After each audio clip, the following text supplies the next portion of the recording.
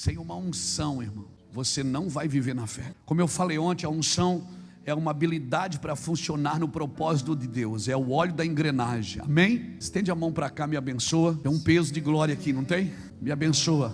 Isso, eu recebo essa palavra, eu recebo essa fome. Que essa palavra, que uma palavra desse altar encontre você faminto e desesperado pela glória de Deus. Eu oro para que isso pegue você aqui e uma chave vire no seu interior nessa noite. E aquilo que você veio buscar, que saiu da sua cidade, deixou seu estado, você saia daqui convicto, mais convicto ainda daquilo que Deus vai fazer na sua vida. Amém? Louvado seja Deus. Irmãos, é impossível que alguém que vive na fé, que vive na unção, seja maledicente. Quem vive na unção nunca é maledicente. O maledicente, me perdoe, ou não me perdoa não. O maledicente para mim é um assassino. Por quê? Porque ele mata você no coração alheio. O maledicente é aquele que fala mal de todo mundo para todo mundo. O maledicente, ele fica procurando oportunidades para falar mal de alguém, para denigrir a imagem da pessoa no coração do outro. Então ele é um assassino, porque ele mata a imagem daquela pessoa, a vida daquela pessoa no coração de quem ele está falando.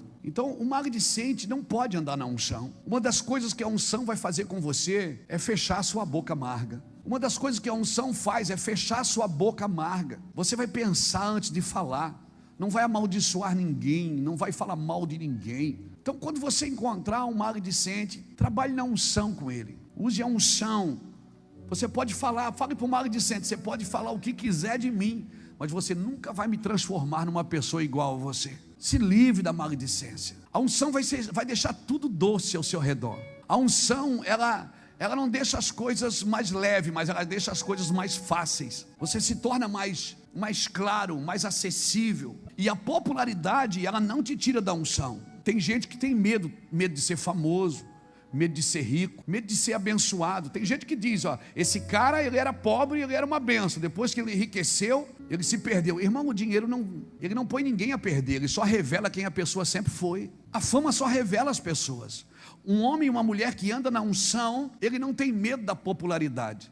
Mesmo que a popularidade aponte você para um lugar, mas a unção vai sempre apontar você para outro. Por quê? Jesus tinha muita popularidade, e a popularidade de Jesus apontava ele para onde? Todo mundo queria botar Jesus no trono, mas Jesus tinha uma missão. Quando você tem uma missão, a unção te faz bem, porque a pior coisa que tem é ter popularidade sem ter uma missão, porque a popularidade, ela apontava Jesus para o trono, mas a missão apontava Jesus para a cruz. Então se você tem uma missão na vida, você não tem que ter medo de ser popular. Não tem que ter medo, porque a unção sempre vai apontar você para a cruz, para a missão verdadeira. E a missão verdadeira, querido, ela não isenta você da dor, do sofrimento, da perda. Por isso que um homem e uma mulher que anda na unção precisa andar firme no Senhor. O que te protege é a missão, não é a popularidade. Não é a popularidade. Não é os tapinhas nas costas. Você pode ser conhecido na terra e não ser conhecido no inferno. Você pode ter o aplauso dos homens, mas não ter o reconhecimento dos céus. Então a popularidade, ela faz bem, mas quando ela tem uma missão para cumprir. E não dá, o objetivo da unção qual é? É trazer continuidade para você. Hoje você é uma criança, daqui a pouco você é um adolescente, daqui a pouco você é um jovem. Daqui a pouco você está fazendo planos para casar, para ter filhos. Por quê? Porque essa é a vontade de Deus para o ser humano. Que ele cresça, que ele desenvolva, que ele se multiplique. Então sem a unção, você não vai entender esses processos. O que te protege e guarda isso é a missão, não é a popularidade. Por isso, a popularidade sem uma missão, ela não te protege. Agora, a popularidade com uma missão, ela é protetora. Se você tem uma missão, você está protegido. Pode crescer, pode aparecer. Não tem problema, os aplausos não vão te afogar. A vinha que você plantou você não vai se embriagar dela. Amém, irmãos? Amém? Louvado seja o nome do Senhor Jesus. Por isso a popularidade sem uma missão protetora expõe você, mas não edifica você para viver uma eternidade. Então é necessário a unção. Como eu falei ontem, as lições da unção, se eu sou você, eu assisto aquela mensagem de novo. Certamente essa conferência aqui desses 7 dias vai virar um livro um dia. A lição da unção, nós já dei até o tema. Então, nós precisamos respeitar a unção. Quando eu abri essa reunião hoje, a gente conversou sobre isso. Eu pedi para vocês uma coisa. Irmãos, A unção de Deus, ela precisa de tempo, de qualidade. E ela precisa de reverência. Reverência, você não pode tratar de qualquer jeito aquilo que é sagrado, aquilo que é santo. A gente brinca, conta piada, faz as brincadeirinhas, e é legal, é ou não é legal? É legal ser feliz. Mas tem um lugar, sabe, tem algumas exigências de Deus que é necessário eu e você termos. Alguns gatilhos de proteção que vão guardar você de se tornar comum. Eu não posso tratar comum aquilo que é santo, que é sagrado. Amém, irmãos? Amém? E não adianta se mostrar para os outros uma coisa que eu não sou. Aqui dentro tem água. Você não sabe se essa água está pura. Eu sei, porque eu estou experimentando ela. Então ninguém sabe quem é. Algumas pessoas dizem assim, Deus eu conheço teu coração. Ninguém conhece o coração do outro, irmão. Às vezes na força da expressão a gente diz, eu te conheço teu coração. Não, você não conhece. Só quem conhece o coração de um ser humano é Deus. É só Deus que conhece, e para quem Ele quer revelar. Porque às vezes Ele revela o coração de uma pessoa, mas não com o intuito de você castigá-la ou feri-la, mas de você ajudar essa pessoa. Amém? Amém, irmãos? Eu creio que nós já entramos na vida eterna. A gente só não morreu ainda, mas a vida eterna já começou. Por isso eu preciso respeitar as pessoas que passaram na minha vida, que contribuíram. E quando Deus quer me edificar em amor, pessoas vão passar pela minha vida. Ele sempre vai colocar pessoas ao teu redor para te edificar em amor, pessoas boas e pessoas ruins. E a forma que você responde a isso determina até onde você vai com o Espírito Santo. Porque a gente diz, eu vou lá na igreja para receber uma palavra, vou lá na igreja para receber uma palavra, ou Deus precisa falar comigo hoje. Irmão, Deus vem falando com você há muitos anos. Deus não vai falar de novo até que você cumpra o que Ele já disse. E se Deus falar, é só a invenção de alguém. O que Deus quer falar, Ele já disse. E quando Ele usa alguém para falar, é para confirmar o que Ele já disse para você. E quer saber? Todos nós aqui sabemos, temos noção do que é certo, do que é errado, irmãos. Irmão, a formação do caráter começa muito cedo nas nossas vidas. Quando criança, a formação do caráter vem. Por isso que a Bíblia diz, ensina o menino no caminho que ele deve andar. Não é o idoso, é o menino. Porque quando ele crescer, ele jamais vai se desviar dele. Jamais. As verdades que essas crianças estão ouvindo, as ministrações que essas crianças ouvem aqui no meu Van Kids, as lições que eles levam para casa, as brincadeiras, os teatros, tudo fica, irmão, tudo fica firmado dentro de você. Eu me lembro quantas noites eu passei numa esquina vendendo drogas e cantando hinos da igreja que eu aprendi na escola dominical, lá na igreja presbiteriana da rua 7 de setembro, lá no cultinho da igreja que eu aprendi as musiquinhas, e eu ficava na esquina bem doido, drogado e cantando. E tinha gente que dizia, isso aí não é música de crente. Eu digo, eu sou crente. Você é doido? Eu digo, não, eu sou crente. Porque o diabo, ele pode ter sua mente, mas nunca terá seu espírito. E o espírito, quando ele é acordado, ele sente saudade de Deus. Porque quem soprou o espírito dentro de você foi Deus, não foi o diabo. Então a sua alma pode servir o diabo, o seu corpo pode servir o diabo, mas o seu espírito, se ele for despertado por Deus, ele vai sentir saudade de Deus. E eu falava, irmão, drogado, com uma garrafa de uísque na mão, drogado, chorando e falando para eles de Jesus. Drogado. Não tenta entender isso. Por quê? Porque o seu espírito, irmão, é coisas inexplicáveis. Abra comigo Romanos 11. Bota aqui para mim, bota aqui. Romanos capítulo 11, versículo 33 ao 36. Você crê que nós já estamos vivendo a eternidade? Mas desse lado de cá a gente ainda não vê tudo, não entende tudo, mas nós já estamos vivendo. A gente não entende tudo, mas já está vivendo. Olha o que diz, ó profundidade da riqueza, da sabedoria e do conhecimento de Deus, como insondáveis são os seus juízos e inescrutáveis os seus caminhos. Quem conheceu a mente do Senhor, ou quem foi o seu conselheiro? Quem primeiro lhe deu para que ele o recompense? Pois dele, por Ele e para Ele são todas as coisas, a Ele seja glória para sempre, amém. Quão inexplicáveis são os seus caminhos, irmãos. A incompreensibilidade de Deus, quanto mais eu não compreendo, mais eu me fascino pelo seu amor. Essa incompreensibilidade que você tem, que eu tenho, de não compreender tudo, parece que a gente tem que compreender para acreditar. A gente quer compreender para poder amar. Você não vai compreender, irmão. Essa incompreensibilidade me deixa fascinado por Jesus. De você sentar de manhã, perguntar, com a Bíblia aberta, perguntar uma coisa, pergunta, ninguém responde, nem ele. E de repente passou o dia, de tardinha, você está dirigindo, para num posto de gasolina, e de repente começa a cair o véu. Ele começa a falar, eu digo, não, você não vai fazer isso comigo aqui agora. No posto de gasolina, eu passei lá orando, você não falou, agora você está falando no posto. Sabe o que ele faz? Ele faz assim, é nóis. Porque não vem quando você quer, o rolo não desce quando você quer, é quando ele quer. Por isso você tem que caminhar num ambiente de unção, porque o incompreensível a qualquer momento pode se tornar incompreensível.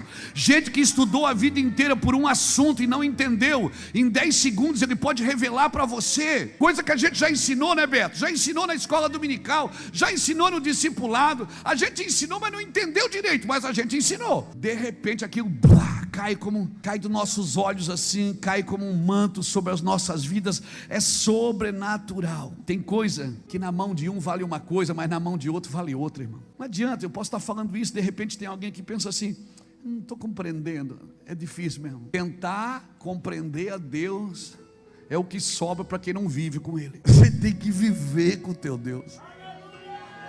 Você tem que mergulhar. Eles perguntavam para os doentes assim, ó, quem te curou? Foi um homem. Tá, mas quem te curou? Eles só diziam assim, eu não sei, eu só sei que eu era cego e agora eu vejo. Agora eu estou enxergando. Tá, mas vocês acreditam nisso mesmo? Você acredita que um peixe engoliu um homem? 3 dias. Vomitou ele. E ele virou missionário. É doideira, irmão. Você acredita mesmo que os caras andaram no deserto e a roupa crescia junto? Creia.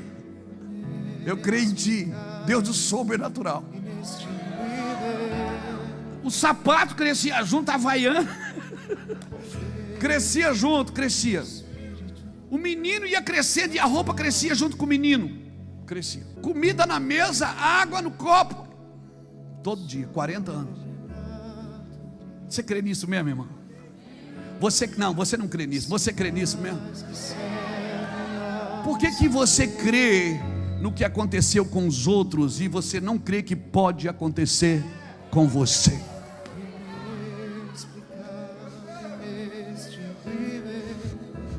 Que um dia você pode dormir como um ignorante, no outro dia acordar como um sábio homem de Deus. Que num dia você pode dormir como um pecador e no outro dia acordar como alguém ungido. Ei, alguém está me entendendo aqui? Por que você acredita que Deus pode fazer com Abraão, com Isaac, com Jacó, e não pode fazer com João, com a Maria? Ele pode fazer, Ele é o mesmo Deus de ontem, de hoje, de amanhã. Mas parece que a gente só acredita no Deus de ontem e no Deus de amanhã. Quando Ele diz, eu sou Emanuel, é Deus de agora. Eu sou com você agora. Por que você não faz? Por que você não experimenta? Experimenta. É mais fácil acreditar no Deus de ontem, no Deus que fez. E é mais fácil ler Apocalipse e acreditar no Deus que fará. Mas eu estou falando de Emanuel, o Deus presente, o Deus que está com você todos os dias da sua vida até a consumação dos séculos. O Deus que diz assim, você já fez pegadinha com Deus? Já fez pegadinha? Não, você precisa fazer as pegadinhas, irmão. Sabe? Aquele sinalzinho, se é tu mesmo que está falando, eu quero ver agora. Não, quem faz isso? É bom demais, irmão. E aí você fica doido, meu Deus, não acredito que ele falou mesmo. Ei, quem faz isso? Tinha um cara que fazia isso. Ele disse, agora Deus vai falar comigo. Ele abria a Bíblia, estava escrito assim, e Judas foi se enforcar. Não, isso não. Aí depois, agora vai. Vai tu e faz o mesmo, né? Está amarrado, sangue de Jesus. Deus fala, irmão, o tempo inteiro com você. E Ele está falando aqui agora, Ele está falando coisas. Enquanto você ouve o Evangelho, Ele está dizendo para você fazer coisas. Ele está dizendo: eu quero que você mergulhe mais fundo. Se você quer viver o que poucos vivem, você não pode fazer o que muitos fazem. Você tem que ser alguém relacional comigo. Você tem que andar e crer em coisas como eu creio. Cara, eu tenho 55 anos, vou fazer 56 dia 25 de fevereiro. Anota aí para não esquecer o presente. 25 de fevereiro de 56 anos. Meu cara, eu sou um chapado. Eu amo demais essas coisas. Eu não estudo para saber, eu estudo para fluir. Porque se o que eu sei não muda a vida de ninguém, não interessa. Não faz sentido. Agora, a incompreensibilidade na mão de quem já vive o sobrenatural, tudo se torna compreensível. Porque tudo que você pergunta, Deus responde. É que a gente prefere ouvir todo mundo. Tudo que você pergunta, Deus responde. Ele pode não responder na hora. E por que Ele não responde na hora? É a forma de segurar você. Por que Ele diz: santificai-vos hoje, porque amanhã eu farei maravilha? Por que Ele não faz hoje? Por que não? Então eu vou ter que me santificar para Deus fazer? Não. Deus vai fazer se você se santificar ou não. Você tem que se santificar para participar do que Deus vai fazer. Porque Deus não precisa da sua santidade, até porque é Ele que te santifica. Não é um metro de roupa a mais que santifica você, irmãos. Não.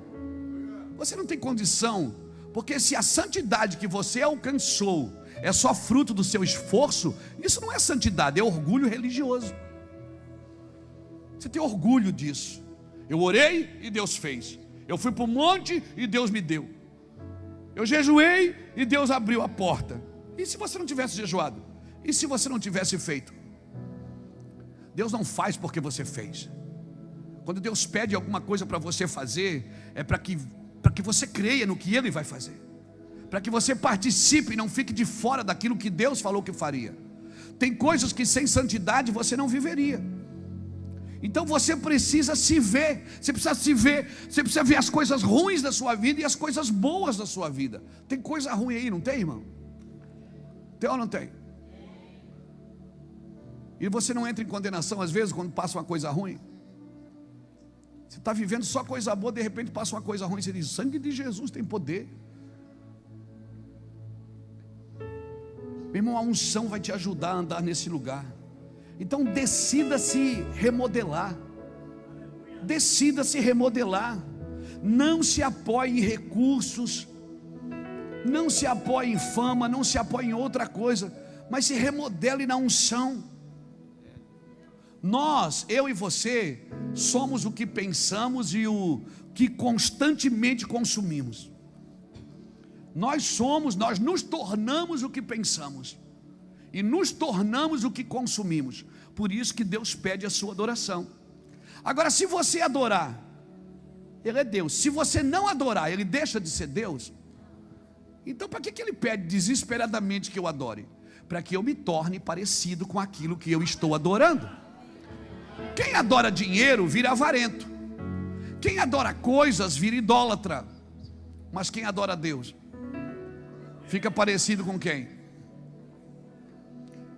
Eu fui criado para ser a sua imagem e a sua semelhança, mas eu me torno a sua imagem e a sua semelhança quando eu o adoro, porque eu me converto àquilo que eu adoro, aquilo que eu consumo constantemente. Eu me converto àquilo que eu penso constantemente. Então o pensamento ruim vai vir, mas na igreja, vem. Você está na igreja ali adorando a Deus e o pensamento ruim vem. O que é que eu faço? Você tem poder sobre a sua mente. Você tem poder sobre os seus sentimentos e pensamentos. Dá uma voz de comando. Eu não te aceito, sai daqui. A unção vai te ajudar a fazer isso. Amém, irmãos? A princípio é desconfortante, mas aquilo você vai entrando nesses lugares. Eu preciso estar conectado às promessas de continuidade. E esse texto que eu li aqui de Hebreus capítulo 11, principalmente o versículo 20, eu gostaria que você guardasse ele no seu coração, que diz assim: pela fé Igualmente Isaque abençoou a Jacó e a Esaú acerca de coisas que ainda estavam por vir. Pela fé, Isaque prometeu bênção para o futuro de seus filhos. Foi isso que aconteceu ali. Versículo 20 está ali. Pela fé, Isaque abençoou Jacó e a Esaú com respeito ao futuro deles. A unção da continuidade, um pai que põe a mão sobre a cabeça do seu filho. Hoje eu tirei uma foto do Fabiano, do seu menino aqui, do Davi. O Fabiano estava sentado ali na cadeira escrevendo, e o Davizinho sentado nos pés dele com um livrinho na mão. Ainda estava do meu lado, eu tirei uma foto e disse: olha que bonitinho. O pai não está falando nada, estava conversando comigo, mas o filho está sentado aos pés ali aprendendo, está vendo, está vendo. E o Fabiano é doido, irmão, bastante. Quem vê o Fabiano pensa assim: esse cara é doido, como é que cria um filho? Como é que um homem desse consegue criar um filho? Ele não cria com palavras não, ele cria com modelo. Quem vai adorar a Deus e leva o seu filho junto, vai no culto e leva seu filho junto. As crianças dele estão aí correndo, estão por aí, está junto, o modelo. A unção vai te ensinar a deixar um modelo correto, porque a gente, irmão, é bem capaz de ensinar muito bem o que a gente vive muito mal, mas a unção não faz isso. A unção, você nunca vai ensinar bem o que você vive mal, você vai viver muito bem, e vai viver tão bem que vai aprender a ensinar. Irmãos, essa palavra de Hebreus, nós precisamos entender que nós não podemos olhar para os movimentos ou para avivamentos do passado tentando recuperar. Às vezes a gente lê livro, né, de Wesley, de Spurgeon, de Evans Robert, de Kathryn Kuhlman, e a gente diz: meu Deus, que unção, eu quero essa unção. Irmãos, nós não podemos olhar para movimentos ou avivamentos do passado tentando recuperá-los. Nós devemos sim nos conectar a eles por causa da promessa deles, mas Deus tem algo para os nossos dias que é novo, que é diferente. Foi cantado aqui hoje, algo novo está por vir, vai acontecer. Nós temos a nossa linguagem, a nossa geração, amém, irmãos? Quando eu leio Spurgeon, quando eu leio Finney, quando eu leio Wesley, quando eu leio Lutério, quando eu leio homens reformadores que trouxeram transformações para suas gerações, não é para tentar recuperar o que eles fizeram, não, é para me conectar com o que eles viveram. Você está me entendendo, irmão? Porque eles falavam de um cumprimento futuro que ainda está diante de nós. Naquela época eles já falavam de algo que a gente ainda ia viver, e eles viveram um avivamento nos seus dias. Aleluia. Eu já fui em conferências de avivamento pelo mundo afora, de voltar para casa e ficar trancado 3, 4 dias dentro do quarto chorando, perguntando como recuperar isso. Mas irmãos, se você ler, eu preciso ler com você, abra comigo Gênesis capítulo 26, versículo 11. Gênesis 26, 11. Diz assim, Gênesis 26, 10. 26, 12. Semeou Isaque naquela terra, e no mesmo ano recolheu 100 por 1, porque o Senhor o abençoava. Enriqueceu-se o homem, prosperou e ficou riquíssimo. Possuía ovelhas e bois e grande número de servos, de maneira que os filisteus lhe tinham inveja, e por isso lhe entulhavam todos os poços que os servos de seu pai haviam cavado no dia de Abraão, enchendo-os de terra. Disse Abimeleque a Isaque: aparta-te de nós, porque já és muito poderoso do que nós. Então Isaque saiu dali e se acampou a um vale de Gerar, onde habitou, e tornou Isaque a abrir os poços que se cavaram nos dias de Abraão seu pai, porque os filisteus haviam entulhado depois da morte de Abraão, e lhe deu os mesmos nomes que já seu pai lhe havia posto. Cavaram os servos de Isaque no vale e acharam um poço de água nascente, mas os pastores de Gerar contenderam com os pastores de Isaque, dizendo: esta água é nossa. Por isso chamou o poço de Ezeque, porque contenderam com ele. Então cavaram outro poço, e também por causa desse contenderam. Por isso recebeu o nome de Sítira. Partindo dali, cavou ainda outro poço, e com esse não contenderam. Chamou-lhe então Reobote, e disse: porque agora nos deu lugar o Senhor, e prosperamos na terra. Dali subiu a Berseba. Na mesma noite lhe apareceu o Senhor e disse: eu sou o Deus de Abraão teu pai, não temas, porque eu sou contigo, abençoar-te-ei e multiplicarei a tua descendência por amor de Abraão meu servo. Então levantou ali um altar, e tendo invocado o nome do Senhor, armou a sua tenda, e os servos de Isaque abriram ali um poço. Meu Deus, cava um poço, o cara ia lá e entulhava. Cavava, ele ia lá e entulhava. Ele ia desentulhando os poços do seu pai. Deixa eu te explicar uma coisa.